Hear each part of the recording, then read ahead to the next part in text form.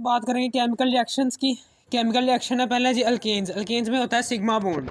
हमें पता है कि अल्केन्स में होता है सिग्मा बॉन्ड। ये देखें H3C बॉन्ड CH3। इसमें क्या होता है, इसमें सिग्मा बॉन्ड होता है ऐसे करके, ठीक है। और फिर उसके बाद ये सिग्मा बॉन्ड जो सा होता है ये स्ट्रॉन्ग बॉन्ड होता है, जिसकी वजह से बॉन्ड ब्रेक नहीं होता।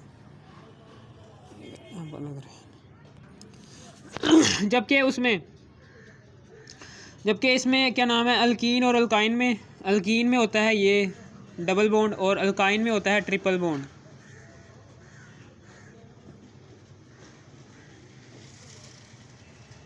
डबल बॉन्ड और ये ट्रिपल बॉन्ड, ये सिंगल बॉन्ड है, ये डबल बॉन्ड है, ये ट्रिपल बॉन्ड है, ठीक है ना। यहाँ पर सिग्मा बॉन्ड है, ये क्या है, ये सिग्मा बॉन्ड। इसमें एक सिग्मा बॉन्ड है। सिग्मा बॉन्ड जो सा है बहुत स्ट्रॉन्ग बॉन्ड होता है। इसमें पाई बॉन्ड है, एक पाई बॉन्ड है और एक सिग्मा बॉन्ड है। इसमें एक सिग्मा बॉन्ड है और बाकी दो पाई बॉन्ड्स हैं, ठीक है ना। पाई बॉन्ड जो से होते हैं इनकी वजह से ये रिएक्टिव होते हैं, इनकी वजह से ये क्या होते हैं, रिएक्टिव होते हैं। जबकि ये सिग्मा बॉन्ड एक स्ट्रोंगर बॉन्ड होता है, जिसकी वजह से ये जल्दी टूटता नहीं है रिएक्शन करने के लिए। तो हम क्या करते हैं, एट हाई टेम्परेचर देते हैं ताकि ये बॉन्ड जो सा ये ब्रेक हो और ये अलग हों, ठीक है ना। अलग होने के बाद ये रिएक्शन कर लें जो सी दूसरी रिएक्टेंट है उसके साथ, ठीक है। यानी कि ये अल्केन्स जो से होते हैं लीस्ट रिएक्टिव होते हैं और अल्केन्स जो से होते हैं गिव रिएक्शन देते हैं एट हाई टेम्परेचर पर, ठीक है। समझ आ गई आपको ये है। फिर हैलोजिनेशन में क्या होता है, अल्केन्स जो से होते हैं ये सब्स्टिट्यूशन रिएक्शन देते हैं। सब्स्टिट्यूशन रिएक्शन कौन सा होता है, जिसमें करैक्टरिस्टिक प्रॉपर्टी होती है अल्केन की करैक्टरिस्टिक प्रॉपर्टी, ठीक है ना।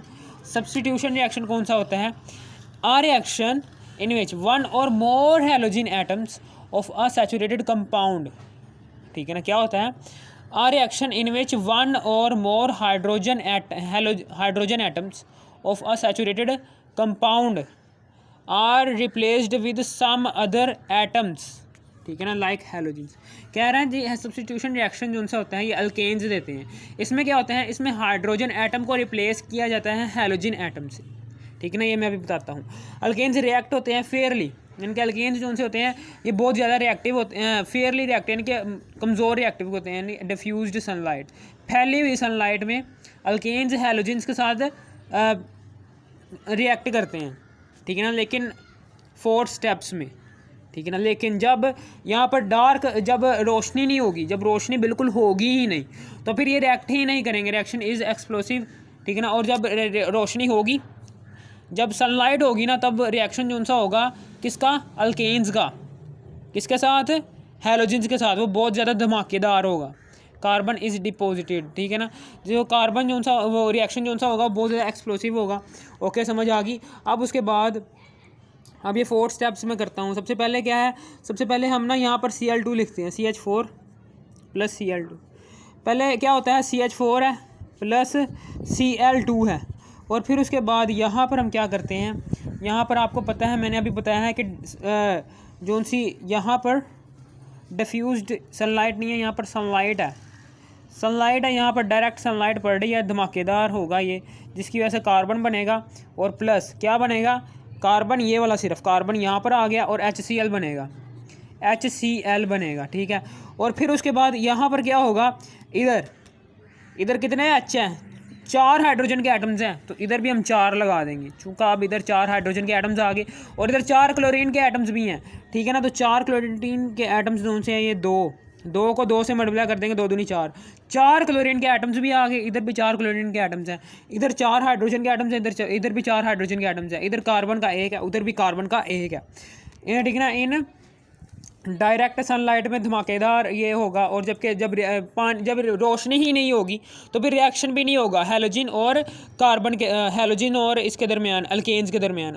और जब फैली हुई सनलाइट होगी, यानी कि CH4 है, इसमें फैली हुई सनलाइट है, डिफ्यूज्ड सनलाइट, फैली हुई सनलाइट, ठीक है ना। डिफ्यूज्ड सनलाइट की मौजूदगी में 4 स्टेप्स होते हैं डिफ्यूज्ड सनलाइट, ठीक है ना। इसमें क्या होता है, इसमें H3C होता है, फिर बॉन्ड है, फिर Cl है, H3C है, फिर बॉन्ड है, फिर Cl है, फिर प्लस, फिर HCl, यानी कि यहाँ से हाइड्रोजन का क्लोरीन और हाइड्रोजन के दरमियान तबादला होगा और इसे कहते हैं सब्स्टिट्यूशन रिएक्शन। ऐसा रिएक्शन जिसमें हाइड्रोजन और क्लोरीन का आपस में तबादला होता है, यानी कि हाइड्रोजन जो सा CH4 के पास था ना, वो हाइड्रोजन चला गया इस हैलोजन के पास, इस हैलोजन के पास चला गया है और इसका एक एटम उस हाइड्रोजन एटम को पकड़कर हाइड्रोक्लोरिक एसिड बना लेता है। और ठीक है ना, और दूसरा वाला जो सा क्लोरीन का एटम है ये तो चला गया ना, ये तो चला गया, और ये दूसरा वाला जो सा है ये दूसरा वाला, बाकी कितने बच गए CH3, 3 हाइड्रोजन एटम बच गए हैं, उसके साथ जाकर ये क्लोरीन का एटम लग जाता है H3C बॉन्ड Cl। ठीक है, समझ आ गई। और फिर उसके बाद आगे H3C बॉन्ड Cl है, फिर प्लस है, फिर Cl2 डिफ्यूज्ड सनलाइट की मौजूदगी में ये रिएक्शन होता है।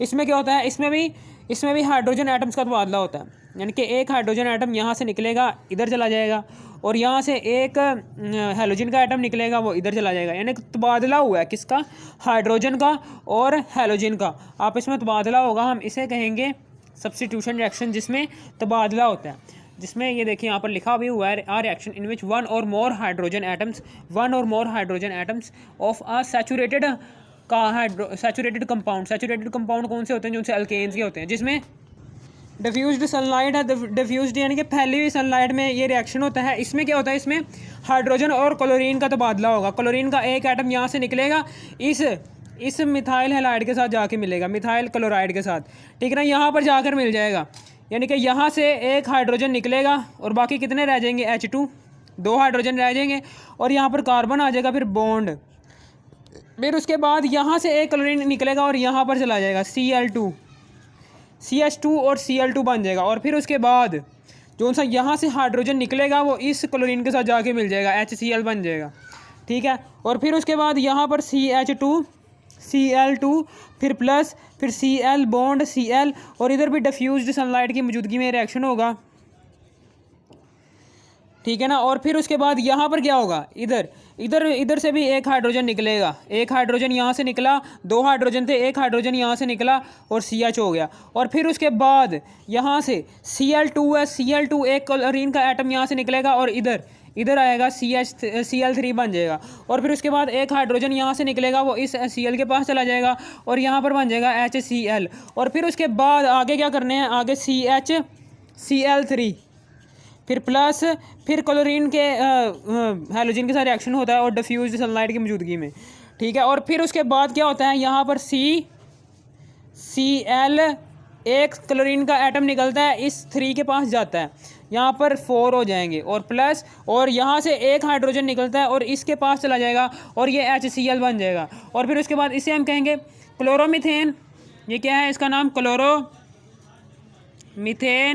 और इसका नाम क्या है, इसका नाम है डाइक्लोरोमीथेन, और इसका नाम है डाइक्लोरोमीथेन। ठीक है, और इसका नाम क्या है, इसका नाम ट्राइक्लोरोमीथेन है, ट्राइक्लोरोमीथेन, और इसका नाम क्या है, टेट्राक्लोरोमीथेन।